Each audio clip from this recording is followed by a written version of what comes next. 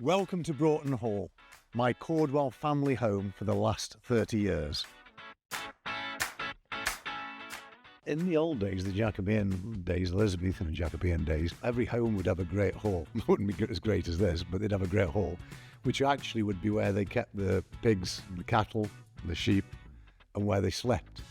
And it would have a hole in the ceiling for the smoke to go through and a fire in the middle.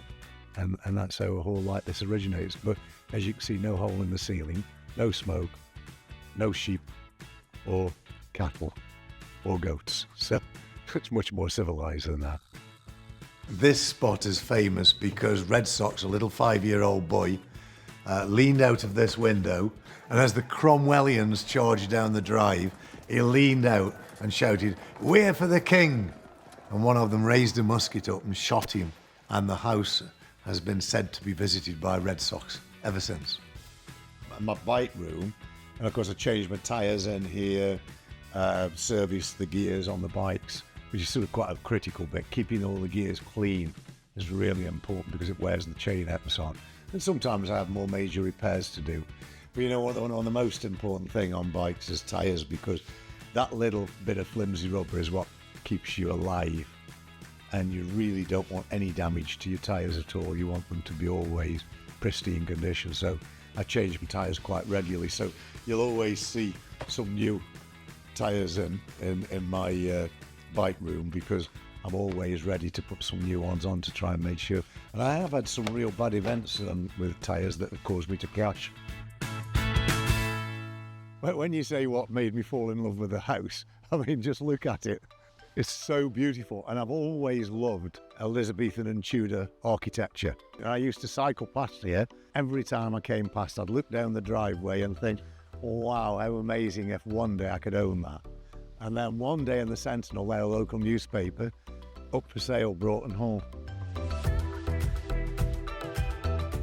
When I was about 12 or 13, I was trying to work out ways of making money, and I ended up respraying cars. I mean, there was all self-taught stuff, you know, because I wasn't the expert. But then I bought a car sales site and I called it JDC. I founded that in Shelton, Stoke-on-Trent. My brother joined me in it, and we sold cars there for about 10 years. I think most billionaires have got a lot more Ferraris than me. I never really desired any car other than a Rolls Royce, and I did end up having a Rolls Royce. And it was very disappointing. I never wanted one again. Other than these old beauts, you know, I mean, this is different because this is pure beauty and quality. When you drive in this, you know, if you drive in a Rolls Royce, a modern Rolls Royce, everybody hates you, wants to put scratches down the side of your car. One of those the new Rolls Royces costs 300,000, say 400,000. Driving this, which is worth 5 times as much, puts a smile on everybody's face. Well, which would you rather have? Everybody hating you, or everybody a smile on the face because they love what they're seeing? So it's a pleasure to drive in, really, because it just makes people happy.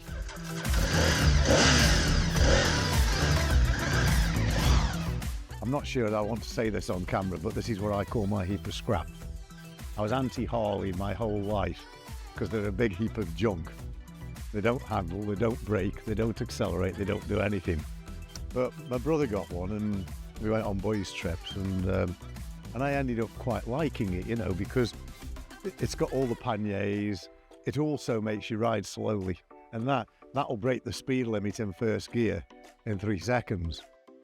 This bike is very top heavy, and it weighs about 450 kilos. If you get it slightly off balance, there comes a point that even though you're pretty strong, you can't hold it back.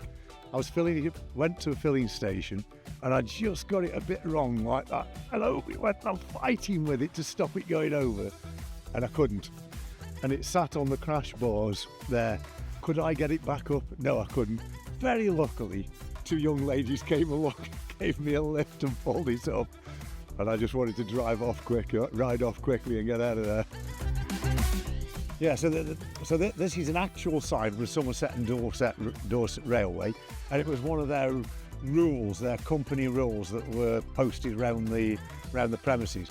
And it says engine men are forbidden to blow their whistle rain cocks while standing on the station, as this might frighten horses and alarm passengers. Furthermore, leaking cocks must be attended to. A fine of 6pence for each leaking cock will be strictly enforced by order. quite funny really, isn't it? Well, I've been looking into robot mowers for a long time. Then I came across this only a few months ago, and it's amazing. It's similar to a human being in some ways, insofar as now you can see it parked up needing a feed. That's the equivalent of sandwiches for lunch. But it doesn't need any sleep, and it doesn't need many sandwiches, and it just carries on working 24/7. You know, I'm now reliving the childhood that I never had. I've given a few disabled children rides out, and there was one young lad that his parents wrote to me, and when he got to the helicopter, he was frightened. So I said, well, let's go on the train instead. So I took him all around the estate on the train. And then after that, I took him out in one of the old vintage cars. And then he plucked up the courage and we went in the helicopter. And then he said, what else can we do now? When I came to see the house, there was a big hole in the ground. And the hole was really deep. And there's a gardener who looked after the gardens and buried the nuns. And I said to him, why is the hole so deep? He said, because we bury them 3 on top of each other.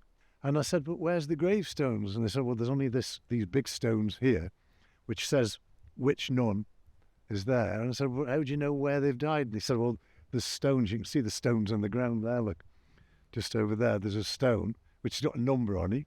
So if you go to number 19, then the nuns had a register. And under stone 19 was Sister Mary whatever, and 3 nuns. And I thought, very impersonal, but I suppose that's the whole point of that faith and religion, isn't it? That they go without recognition or go without any big fanfare, and it's kept very simple.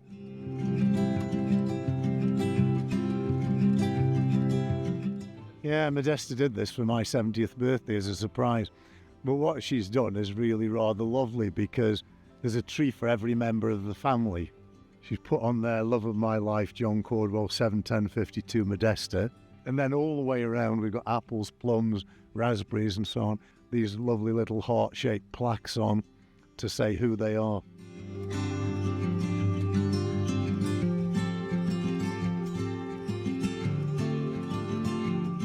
So thank you so much for visiting Broughton Hall with me. I hope you've enjoyed it as much as I do.